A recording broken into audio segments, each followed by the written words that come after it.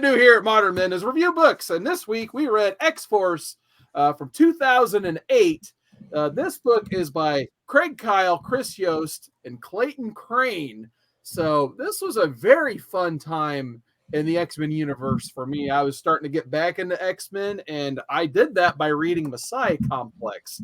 So I could talk about it, but I know, Drew, you just want to recap what happened to get us to X-Force out of Messiah Complex? You kind of got to go back to House of M, because in the House of M, Wanda says no more mutants. And guess what? There ain't no more mutants outside of 198 mutants in the world. Some of those get killed off after the fact, so the numbers keep dwindling, and no more mutants are being born until the birth of a baby that comes to be Hope Summers. But when this baby is just a baby, the Purifiers come out of the woodwork to try to end her. And I think that that's really all you need to know, is that the Purifiers get beaten by an X-Force team led by Cable. And the war ends when Cable grabs that baby and jumps into the future, if you will. And then that kind of leaves us where we're at here. Nice. Yeah, the main reason I started reading X-Force is there was this whole idea that Cyclops, now the leader of the X-Men after whatever all happened with Professor X after Messiah Complex, like Cyclops is in charge now. And one of the first things he wants to do is, with only 198 mutants left in the world, he wants to get ahead of these threats before they become threats. So obviously the X-Men have to be like the poster children for mutants, and they got to lead by example and, not get into politics and all this nastiness and stuff. So Cyclops has formed X-Force, starting with Wolverine, to try to go out and solve these threats before they become a thing. So obviously with the Purifiers still wreaking havoc out there, he wants Wolverine and a team of people to go after the Purifiers and take him out, kill him. Like, there's no bones about it. Like, he wants X-Men to kill for him. And the most interesting thing about it is, really, Wolverine wasn't his first pick. Kind of like Drew's team is X-23, and that rubs Wolverine the wrong way instantly. So with this introductory pitch, JB, you can go first. What did you think of the opening of the story here? Well, first, I wasn't really familiar with X. I hadn't read this run, so this is the first time I've ever read it, and I'm going in open. I have no idea, what happens before. So you're starting with that opening scene of Cyclops going, pitching to Wolverine, "Hey, we got issues, and I want you on this team. But oh, by the way, I've already sent, Laura out into the field," and he's pissed. He's really upset. He's like, "No, this mission is to kill people, and we're trying to turn her back into a regular person." Now let's talk about Laura Kinney really quick before we get too far into this. Is this the first time that we see her just being this badass? As I'm not familiar with her being as analytical, as deadly as she was, especially as mission focused. I've never read her that way, and then that's the way she's presented, as she's a stone cold killer, and she has a mission, and her mission is to take this dude out, and she's pretty dynamic in the way she's written. The only time, Drew probably has other examples, but the only other time I can think of prior to this where there's some really cool badass moments from X-23 is during Messiah Complex, when she had to fight Lady Deathstrike.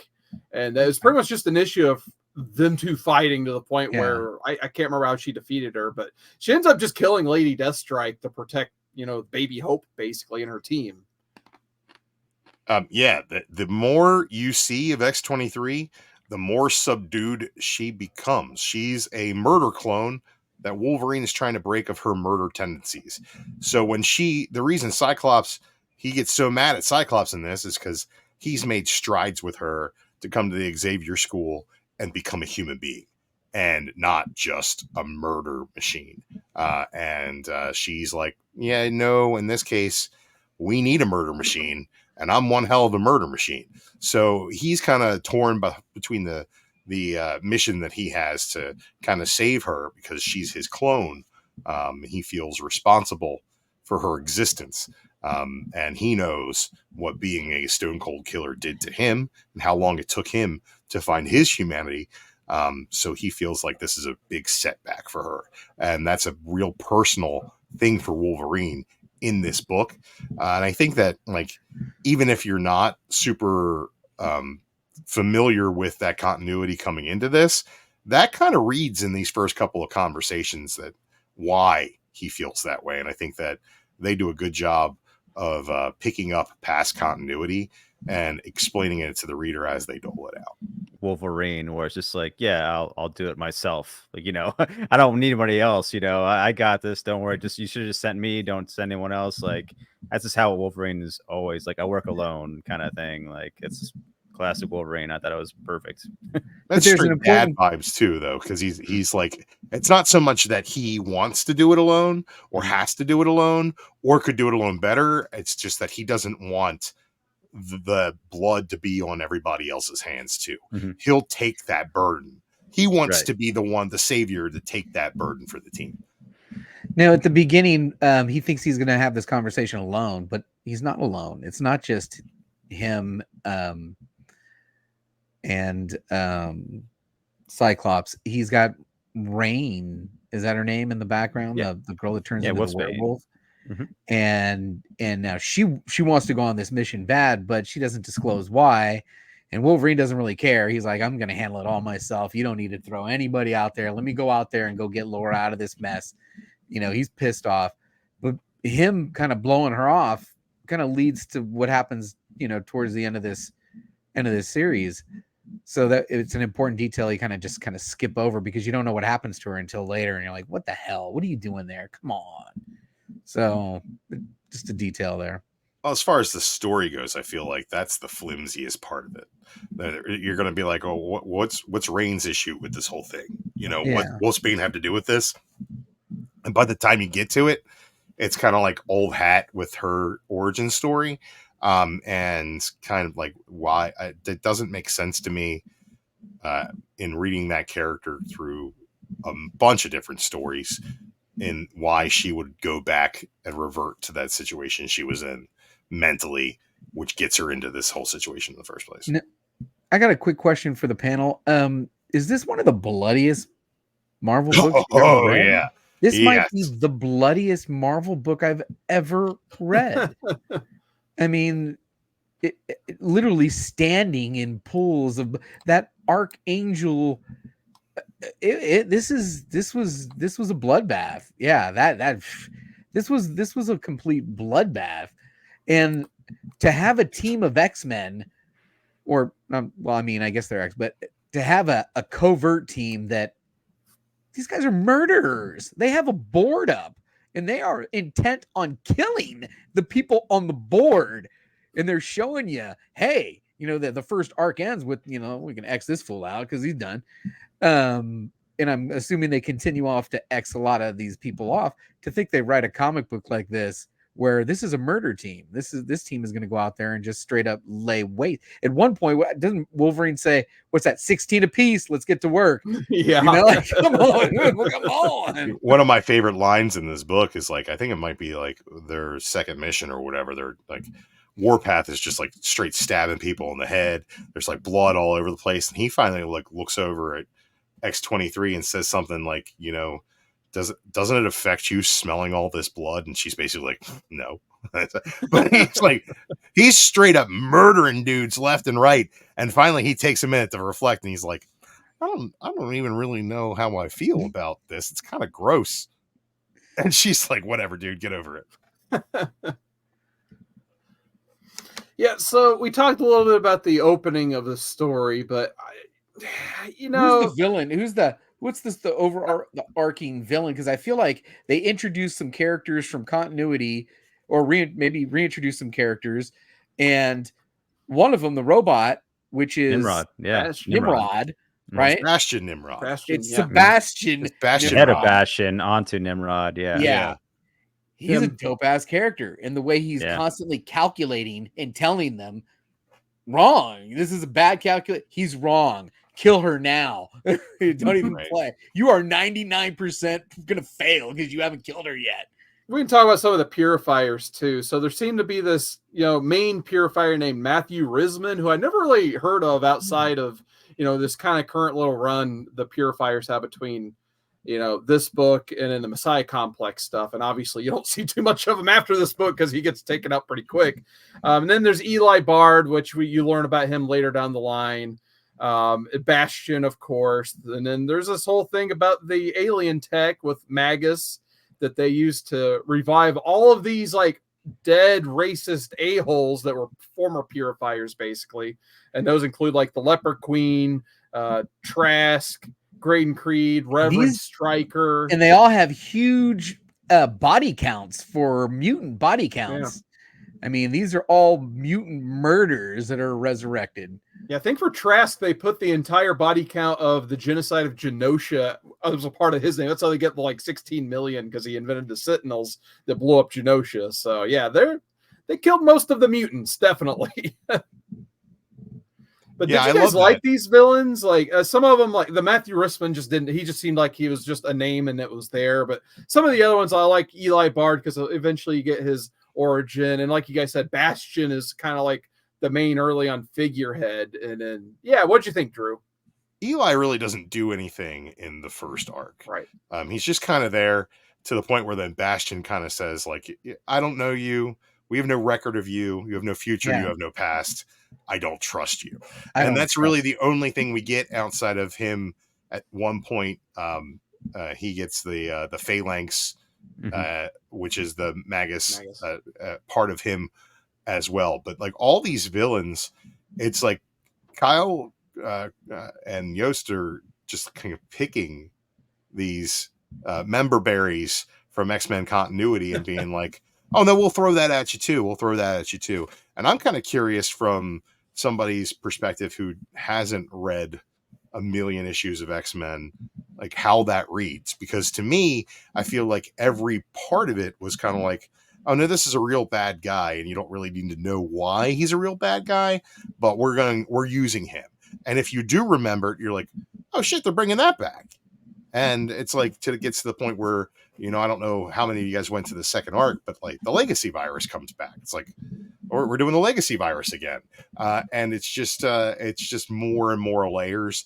And I feel like they do a good job of building upon existing continuity. And I think that picking up all these characters along the way is interesting. And the one thing that I think is really interesting about it is there's like 4 different mini arcs going on behind the scenes during this main arc in the first arc. And they kind of, as I read through again, I remember this run fondly, but as I read through it again, a lot of those things are being picked up and played across in the second arc as well. And you're getting good spotlights on these characters while they kind of be like, hey, remember we did that thing with Magus? All right, we're still doing that. It's like, oh, you remember with the legacy virus? Yeah, we're still doing that. It's like, remember the apocalypse seed, which is in Archangel's DNA? Yeah, we're still doing that. Like they lay a lot of groundwork in this first arc, which to me read as really cohesive while having a lot of moving parts to it. Can I ask what happened with Eli in the second arc?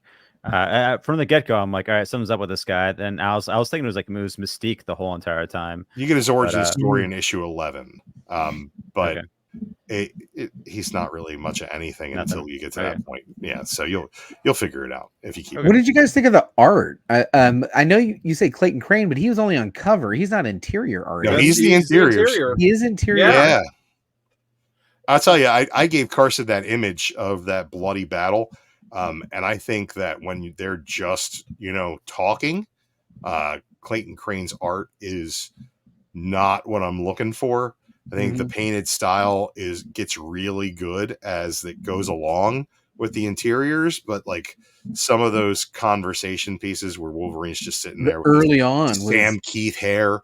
And it's like there's kind of like an uncanny valley to it where you're like, oh, this is good. And then you look at one panel and you're like, wait, what's going on? What is that? Yeah, but I feel like overall, once you get into the action and the meat of this book and the gore of it, it the really the works. gore and the splash pages and that Really the one works. other image that Yeah. you put up, that whole battle, that whole ending battle, and culminating in this scene was pretty good. There's a good bit of like good splash pages. Like another one was like Carson said, it's too dark sometimes, but Yeah. it's like that's when Wolfsbane tore off Archangel's wings, like ate him off. Yeah.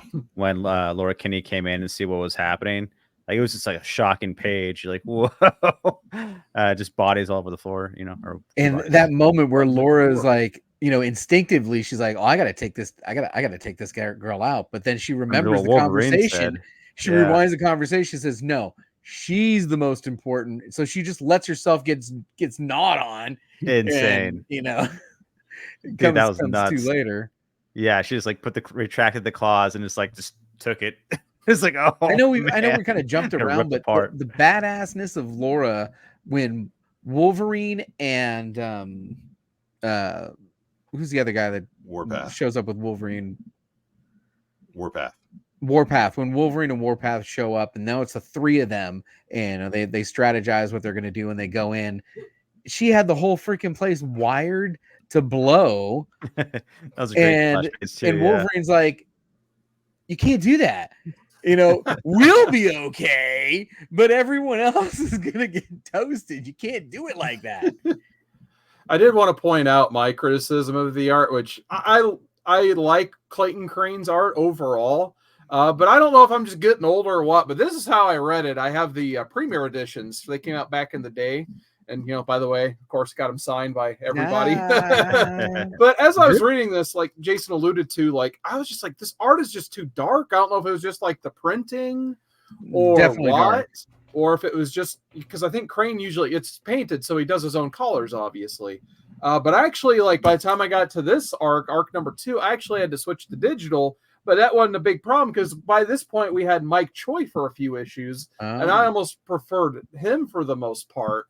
But then you go back to Crane for the third arc, and like you can tell at least he's improved his work by then. Like I feel like he's really good at drawing splash pages, fire, and skulls. Like there's a part where there's basically like one shot of Ghost Rider from arc number 2, but it's Mike Choi who wasn't as good at drawing it as Clayton Crane. But then Crane gets the one panel, and it looks amazing. Like why couldn't they just split up like the Warpath and Ghost Rider stuff to Crane? And then given like the Domino stuff to Mike Choi, and I think that would have been perfect. But yeah, I think the art was too dark for the most part. But I get it; it's a dark book, it's bloody, it's crazy. How many bodies do you think went down? What's the body count in this arc? Well, just in that one fight alone, there was 48 that they 48 Archangel took out by himself. 48 archangels. It's incredible. And then at the end when Rain That's so awesome. When Rain at the end, was that her father that she just? I think it was her mentor. No, it's actually her father. Yeah. Okay, it was her father. It her father? Because I read it as the father. It was the father, the priest that So that's why that abused her. Father. Yeah, because I think in one of the like in between issue description says like her mentor, Father Craig, I think it was his father Craig, is tormenting her. So it said her mentor, and then she says it's like a father to her. So I think it was then a I thought mentor relationship. I swear I thought it said it was also her father. But yeah, I do know the exact spot you're talking about. Yeah.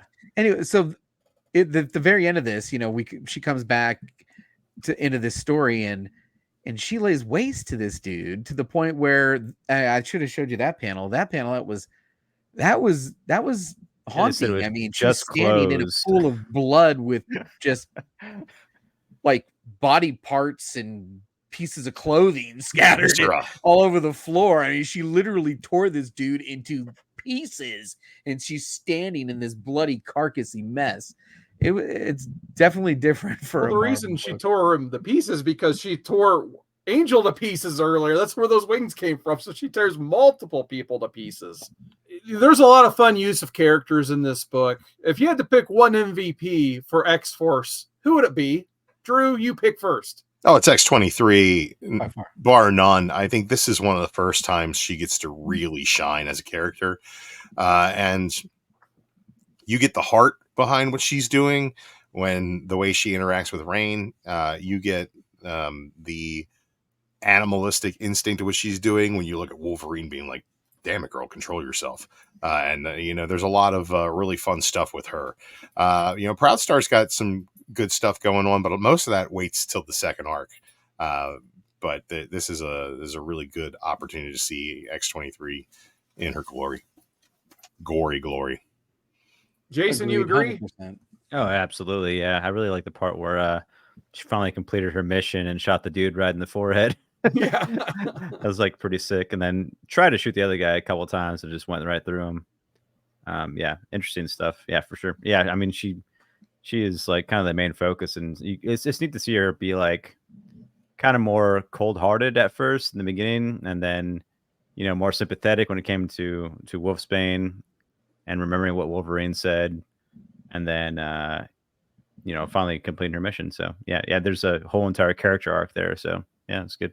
That's opposed to like what's the Warpath? Yeah. I feel like he kind of just has like the same kind of through line the whole entire way. He doesn't really change or develop that much, which, I mean, you don't need that every story. I guess he's like the anchor to stay steady and true kind of person from beginning to end. And Wolverine stays, the same. He's just the good killer. But yes, I mean, I feel like X-23 is a standout because of that. Is this narrated? Who narrates this? That was one of the. It changes. Like changes one. It does change. It starts. Each character starts gets their own Wolverine. issue really to start to Okay, so each describe issue their is a point of different view. narration. Yeah. Is that what it was? Yeah, there's eventually one where Domino's narrating, and she's just like, "What the hell is going on with this team? Why is there all this blood? Yeah, This is crazy." Deadpool's like, why are they drafting me? I heard my name drafted. Now, I think, does Vanisher have one, if I remember right? I can't remember if Vanisher finally got one or not. I don't think they give Vanisher an issue, but he is kind of a cool bag of shit that gets kind of patsied into doing the bidding of X-Force because he helped to steal the legacy virus or whatever. That was kind of cool. But yeah, I like the Proud Star stuff, the Warpath stuff in the second arc a lot. I'm not everybody got to the second arc, but his entire tribe's graves are desecrated by this Eli guy, and it pisses off a demon bear, and he's got to team up with Ghost Rider. It's freaking dope. It's just dope. It's really fun stuff, and you get to see a lot of action with him, and get to know his character a little bit coming out of that. Eli Bard desecrating Indian graves. What an ass. Yeah, I was gonna say this for me. This is exactly what a team book should be doing. It's like pretty much in my opinion, I'm trying to think if there's one character that's missing. Maybe Wolfsbane. Like I think everybody has a really good character arc from the start of this. And if you haven't read all the way through, like I have, like by the time you get to the next set of storylines, like everybody has a pretty incredible character arc. Like obviously X-23 already touched on. Like this is pretty much like built around her character arc. Wolverine and Cyclops, like this book was built to create the schism between them, basically. Yeah, it sets it all up. Yeah, I'm not sure if that was the idea all along, but this sets up the real rift. Yes. So this sets up Uncanny X-Men getting rebooted into Cyclops' book, and Wolverine getting the school back and having Kitty Pryde run it, and Wolverine and the X-Men. This is that red and blue. Pretty much, like this is where all that begins. Is just it's pre that, up. So it's like after this leads into the schism, which then pretty much leads into Avengers versus X-Men. And this, when the schism happens, Xavier's still alive. And spoiler alert for Avengers versus X-Men, which we should probably read at some point on this show. Cyclops, when he's possessed by the Phoenix Force, just straight up ices Xavier. He kills him. And after that, Logan's like, well, there's no going back. We were already pissed off at each other. Now there's a blood feud. And that's where it pretty much kicks off. But it basically kicks off with this book right here, where Cyclops is willing to compromise in ways that Wolverine always has, and is trying to not. So it pretty much comes down to, Wolverine's trying to be a better man, and he keeps seeing Cyclops slip into that dark territory, and that causes a real rift between the two of them. Right, and then Warpath, he doesn't get the biggest arc in the first arc, basically, but in the second one, yeah, with that whole thing with Ghost Rider, and then he taps into the spirit realm and then figures out what Eli Bard is, basically. And then he's just like, all right, I'm ready to kill this bastard. Once he desecrates, all of his relatives, and poor Caliban, his corpse gets wrapped into this too, which really makes Warpath mad. So then Warpath has a reason to want to fight with X-Force and go maim all of his enemies. So then you get to see him just go nuts on people. Then Archangel just continued his downward spiral once all that Apocalypse stuff starts to come back. And then that leads into Uncanny X-Force, where he goes down a very dark path. It all kind of gets re-triggered here. And yeah, you just get Domino and eventually like Headpool thrown in for fun, and poor Vanisher gets patsied into being on the team, because then Elixir even has a really good arc, because he's just one of the the new guys on the X-Men team. He's kind of forced into it though, because Wolverine's like, I need a healer because we're everybody's bleeding, so of course we're gonna need a healer. So then they pull Elixir in, like, oh, while you're healing, can you put a tumor on this teleporter's head so he'll do what we say until we're done with the mission, then you can heal him after that? He's like, that sounds awful, I'm not doing that. Like, there's only 198 of us left, dude. Just do it for the good of mutant kind. He's like, all right. So then he starts going down this dark path that he doesn't, it's to the point where he wants to be mind wiped by the Stedford Cuckoos. Which is not a bad idea, because there's that one point where Cyclops is basically telling Wolverine, he's like, look, don't worry about Rain. We got Rain under control. Don't worry about Angel. We got Warren. He's under control. And in both of those cases, he's just straight up lying. Yeah, they've got no control over either of those situations. It's just kind of a snowball rolling downhill, and eventually it's going to come to a head. And then you've got the situation with Elixir, and he's just like, what we really need to be worried about is if Elixir can keep his mouth shut. And it's like, then you realize how much of a dark turn Cyclops is taking. He's just like looking at the innocent guy on the team whose ability is, hey, you're dying, let me help you not die. And well, I mean, it's more complicated than that, but that's basically all Elixir's been up until this point, is a healer. He can manipulate people's health, but he's been a healer. All he does is help people. He's just a kid who helps people. And Cyclops is like, yeah, but can we trust him to shut up about all this murder that's going on? And the answer should be fucking no. No, somebody should say something about all this raining blood. It's like a Slayer album. What's going on here? But that's kind of cool, because I really enjoy the character arc that Cyclops takes, not only from this point but going forward. I think that it's really well rounded and goes some interesting places that you wouldn't expect the leader of the X-Men, the paragon of mutant virtue, to go. But I kind of enjoyed it, and then seeing again, rereading this, as I haven't read it since it came out, and but rereading it, it's just refreshing to see how dark and disturbing that this book is, and I really enjoyed it. You know what this book needed? What's that? Glob Herman. I knew it. Glob Herman would have been the Elixir role, and he would have been there, and he'd have been like, what is wrong with Glob Herman? Would have been like, what are you doing? What are you doing over there, Wolverine? No, what are you doing over there, Lady Wolverine? Stop stabbing people. In 2010 at a Wizard World, because that's where I got my book signed, I believe they had an X-Force panel with Kyle Yost, and I think Mike Choi was with them at the time. And someone was like, hey, your book would be cool. Maybe put Nightcrawler on your team. Have you thought about putting anyone else on your team? You're allowed to be. And I can't remember which one spoke up. And he's just like, if you really like and enjoy a character, you probably don't want them on our book right now, because we're going to just completely deconstruct them. It's going to be bloody. They're going to go through some terrible shit on our book. You probably don't want Nightcrawler anywhere near this. Like, look what we've done with Elixir. Like, Nightcrawler, his god is nowhere in this book. Well, and then Remender starts the Uncanny run, and he's like, I'm going to put Nightcrawler on this book. I just imagine Glob Herman walking in on the Archangel slaughter, and it's like, oh my god, starts puking.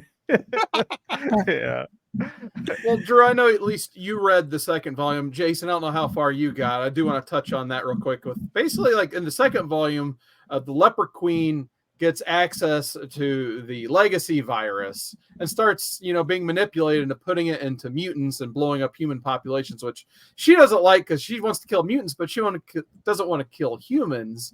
But now they're just, making mutants look bad, basically using the legacy virus. So, Drew, did you like that part of the second arc?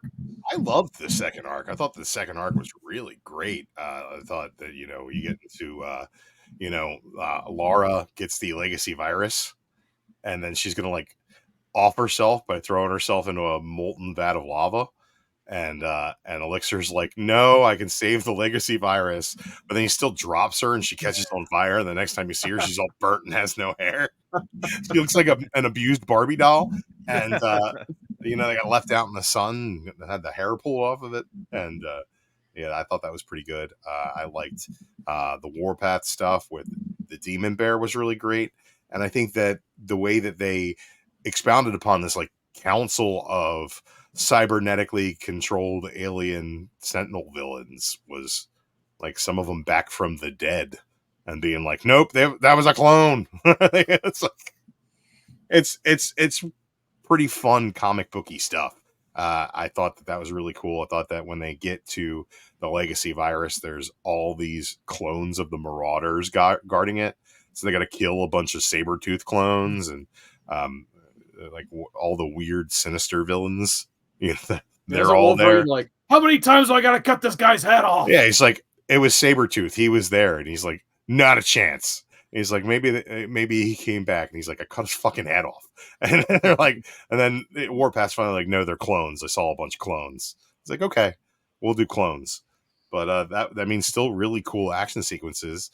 And I think that the art is a real adjustment in the second arc, but like once I got into it, like there's a lot of really sketchy early like digital inks, and that's just not done to its best capacity because it's done probably at the same time that the digital color is. And I actually like the digital color. I think the digital color is really well done, but with the digital inks, it just really kind of falls apart. So you kind of needed more of a traditional ink approach if you're going to do that great a digital color.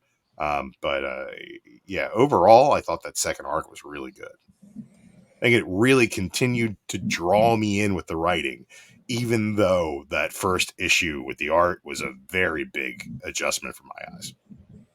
Yeah, same here. Like, especially like you compare Clayton Crane to Mike Choi, which I like both artists for the most part. But yeah, this is kind of like going back to the mid 2000s and watching like any big budget movie, just the CGI kind of looks dated and not so well. And I agree with you 100%. Some of those like digital inks and colors, just like, but I still really like, the Mike Choi pencils, but yeah, some of this feels dated at this point. And like I said, I had to switch to the iPad for some of it. And I'm like, oh, great, Mike Choi. It's much more bright.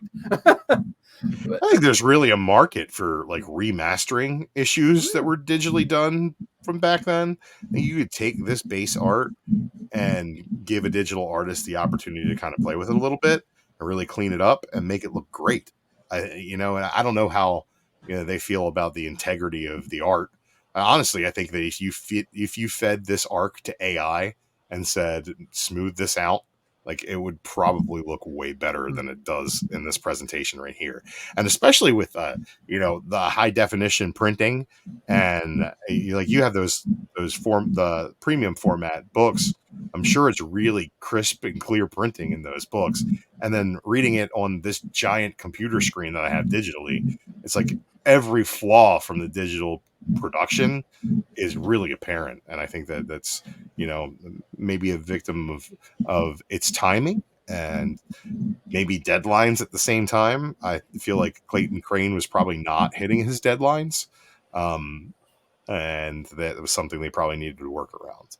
But, if he's painting every single panel, it's kind of hard to expect the guy to hit the same deadlines. One other moment I did want to highlight from the end of the second arc is just I do enjoy Cyclops in this. I don't want to make it sound like I hate the character, but what an ass at the end of this. Basically, the other overlaying plot line is they're trying to get Bishop killed so he doesn't go after Hope Summers. and they've located Cable using technology from Beast, who's trying to use technology from Forge, who isn't available at that point. And Beast is just like, I don't want anything to do with this. This X-Force stuff is terrible. But he's one of the OG X-Men, so he's kind of knows what's going on. But basically, they track down Cable, and while they're trying to stop the Leper Queen from shooting the legacy virus into some of the new mutants like Boom Boom and Hellion, and I can't remember the third one that's there, Cyclops is like, I care about the new mutants, but this is for the good of mutant kind. We need those guys in the future right now because, those things only work for like 2.5 days because Beast isn't Forge. And they'll die if we don't, send them now, and they rescue today now. So before they can save the new mutants, Cyclops has X-Force teleported into the future, and the arc just ends with Leper Queen shooting Boom Boom in the head.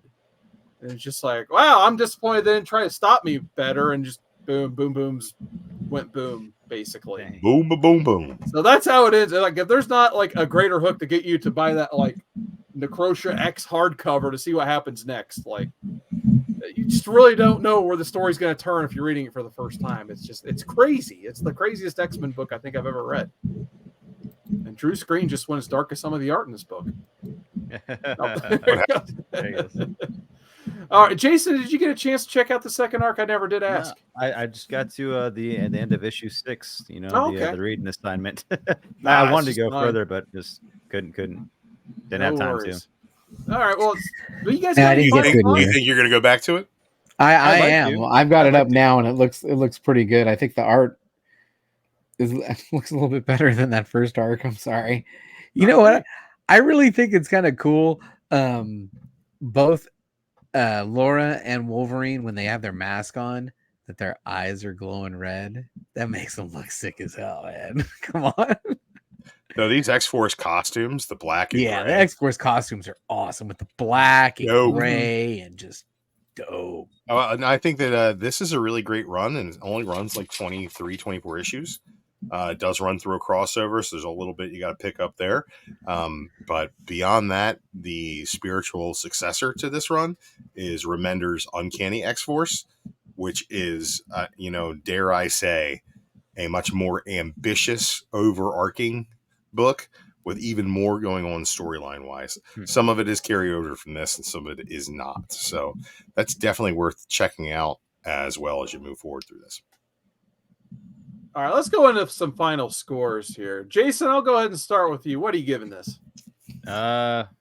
Dude, I liked it a lot, and I liked how bloody it was. I'm gonna go like a 9.2. Nice. Yeah, I enjoyed it a lot. I'll read it again for sure. I mean, it's something I would continue and read more of if I had more time. But I would just at least continue my reading assignments. If I find some free time and I stop playing video games and working so much, then I'll read more comics. But yeah, man, it was cool. The only other like bloody ones I can think of that I liked a lot was like every Wolverine and Sabretooth battle, like those specific like little runs. They're always super bloody and just a nice like surprise out of nowhere from Marvel. It's just, you wouldn't expect it to be like that, and I didn't expect this one to be like this. And I still enjoyed the Clayton Crane art, even though it was like pretty dark. It just kind of, I guess, because I'm not used to seeing a book like that. But yeah, so he said he returns after in the third arc. He's spotty throughout the run. Okay, but like you can tell that creatively they want Clayton Crane to do certain things, and they kind of assign it. I feel like as the run moves forward, he's on covers, but he's also doing a lot of really great work as well throughout. He's definitely a driving force for the creative team. it'd be kind of funny to have him like just do splash pages like in between someone else's art. So it's kind of like that Ren Stimpy or SpongeBob moment where it's close up to someone's face. It's like extra detailed. Maybe you can pair that with some acetate covers. Yeah, there you go. Yeah. And at least with the crossover happening, it's only with Cable's book. It's not like all of the X titles for that particular instance. So I think you only get like the only other artist you get during that, I think, is Ariel Olivetti, if I remember right, because he was doing, I think, I can't remember who wrote Cable at this second, but yeah, I think you only get one other extra artist thrown in. Other than that, it's usually pretty consistent with Like, what you've seen here.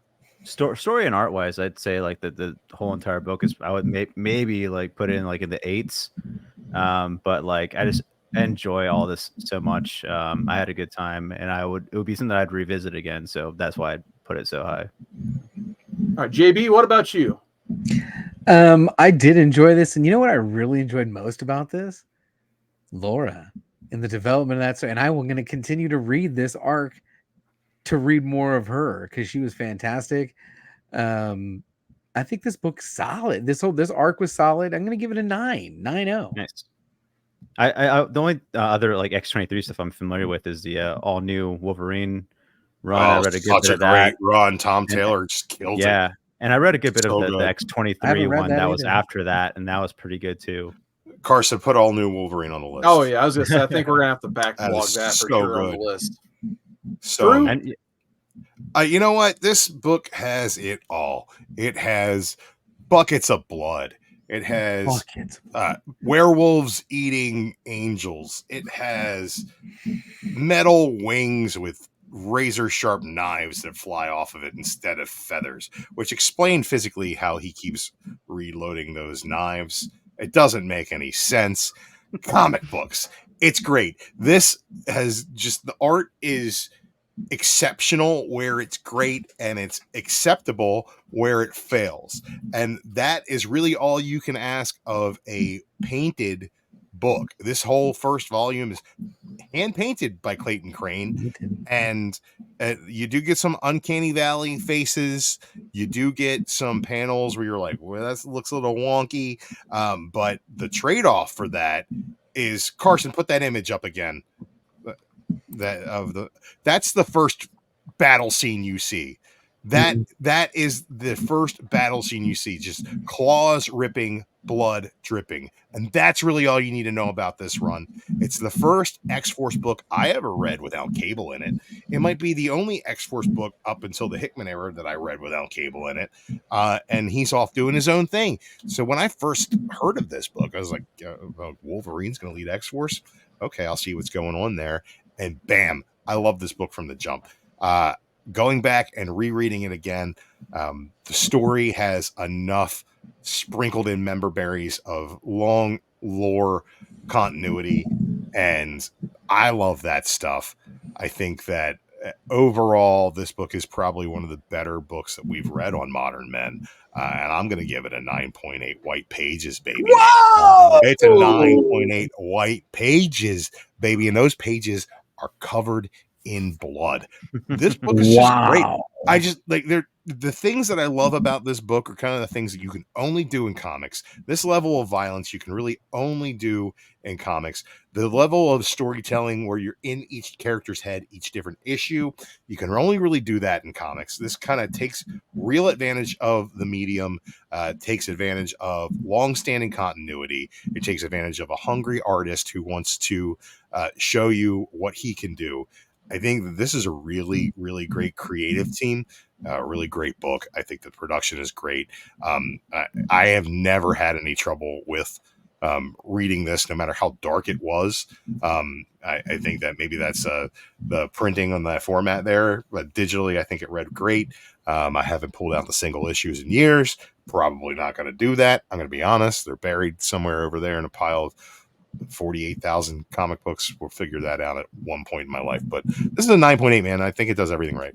Wow. This made me want to read or check out some of the Max line type stuff, because just the blood and violence, I figured those got to be pretty good for that.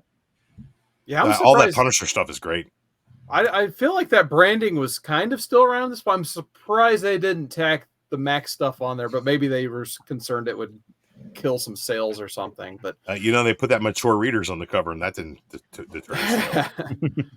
But yeah, I think for me, this book does everything an X-Men comic book should. It has great character arcs. It builds upon its own universe, like I mentioned earlier. Like, it comes out of Messiah Complex, builds greatly upon that, goes really good into the next arc. Actually, arcs, because eventually get Second Coming out of this. You get Schism out of this. You get Uncanny X-Force out of this. There's so much that is built upon this book that it, lends to other books, and you it get the stands whole on its entire own. Bendis era of X-Men out of this, really. Correct, Too. absolutely. So you get Yeah. Avengers versus X-Men after all this muckety muck with the super violence, and it leads to a whole new era. So it kind of opens the whole doors for more X-Men to come. And it holds its own too. Like I was kind of concerned going back and rereading this. Like, does this book stand on its own? And I think, especially hearing your guys' scores, like I'm not alone. I think this book holds its own for sure. I think it's great. And the dog is even looking and staring at me. Barney loves this read. Even the dog loved the read. I think I'm gonna have to go 9.6 gold label, signed by the writers for sure. Cool. Just because. Wow. It lends so much to other books and it holds its own. The art department, that's where I'm going to take just that 2 points off. I enjoyed the art, but like I said, they do mesh a little bit. The printing wasn't the greatest, apparently. I had to go to digital because, my old man eyes, I guess. But yeah, I'll take a slight point off. But I was almost with Drew. I was like, I kind of want to give this a 9.8, but I'm going to take there's a tiny little spine tick just on the corner. It's like it was a 9.8, but then one of the writers put a thumbprint on it while they were signing it. Yeah, so they smudged the signature. Dang it's like, I've got a fingerprint here. It's like, pardon me, CGC, that's a remark. Yeah. Yeah, I love this book. I still want to keep reading, outside of I'm going to keep reading it. But I definitely want to get into Necrotia X. I want to see, the final arc that gets, because eventually X-23 is off this team, and you got to figure out why. You got to keep reading to figure out why she's not an uncanny X-Force, basically. But yeah, great read. I'm glad we finally got a chance. I feel like it's underrated in the grand scope of X-Men. You always hear about, your Claremont stuff and either that stuff going on now, House Powers of X. But no one, everyone's always like, what's that X-Force? Who's, Craig Kyle and Chris Yost, the guys who made like X-Men Evolution made this book. Like you never would have guessed that. So gets my highest recommendation. I love that because it tells you why they're so invested in Laura. That's a character they created. Absolutely. They created for a cartoon show, and she got brought into the comics and has become one of my favorites for sure. All right. You guys are all my favorites. I want to know where to find you guys. Drew, where can I find you? Keep looking, baby. Keep looking. You can find me at DruManchu on Instagram. If I follow you on Instagram, you might get some toilet memes from me. That's really all I do over there. And you can find me on the old Xbox Live, DruManchu X42. That is one line of text there. DruManchu X42. And maybe we'll play some games. All right, JB, where can people find you? Well, I'm on Instagram at DiscoveryBayComics. On Thursday nights, I'm on the Lords of the Long Box YouTube channel doing the Shakers list. And sometime during the week, once a week, every week, pretty consistently, I do a live show on Whatnot. Nice. Jason, what about you? You can find me on Instagram at probably Jason Cantu 1. Cantu is my last name. And there I'll just be showing records, vinyl records and stuff from my work that we're trying to flip and sell and stuff. And it's going good, man. Too busy with new releases. So check us out on the new Decibel Magazine. We have the Decibel Magazine tour happening, collaboration with some of our bands like Holder. It's a black metal band. And Worm, they're also a black metal band. But that's this popular thing happening. And also co-sponsor of the Decibel Metal and Beer Fest. So a lot of microbrews happening, and that's in Philly coming up pretty soon. I went last year to represent the company. Can't make it this year. I'm going to WrestleMania, baby. WrestleMania 2 nights in a row. So I'm taking off of work for that instead. But keep up with my shenanigans at Jason Cantu on Instagram. You can follow Jason for all of your favorite fonts that just look like tangled roots and not actual words. Yeah, tree branches, if you will. Yeah. You can find me, CWoodard19, right here on YouTube, of course. You can find me on Instagram and X at CWoodard19 as well. And don't forget to vote in that community poll. So if you guys don't see it on your page, just put it down in the links. Like, I want to vote for this team. I'll figure out how to count that. Or you can just, like I said, community tab. Go vote for your favorite X-Men team, and go vote for which one of these guys, or maybe even me, gets to pick the next read. Or maybe we'll just do it as a Comics in the Bank style. No, maybe the Hunt has copyright on that. Shout out to the Hunt, love those guys. Maybe we'll just hoard it, and then you could just drop it whenever you want. You're like, hey, we're reading this the next week instead. Too bad, so sad. Are we bringing back the wild card? Maybe we should bring back the wild card. Ooh, either that or just vote for me, so I'm gonna make these guys read some bullshit. Actually, should we just each get our own wild card in general? Oh yeah, eventually. Okay, so we'll end on that decree. So each person here gets their own wild card. So JB, you get a wild card. Jason, you get a wild card. And I guess Drew, you get a wild card too. Oh, so, I get the wildest cards, baby. Yeah, anytime you guys see something we need to read, you can just be like, hey, no, we're not doing that next week, brother. We're gonna read this. Here's my wild card. That's not gonna work for me, brother. Yeah. It's time for It's Jeff Hogan. comic series. It's Jeff. I'll read It's Jeff. Oh yeah, it's Jeff rules. All right, JB, you want to give us your sign out and we'll head out. You know what? Thanks for joining us today. And as always, don't forget, we had a good time. Peace.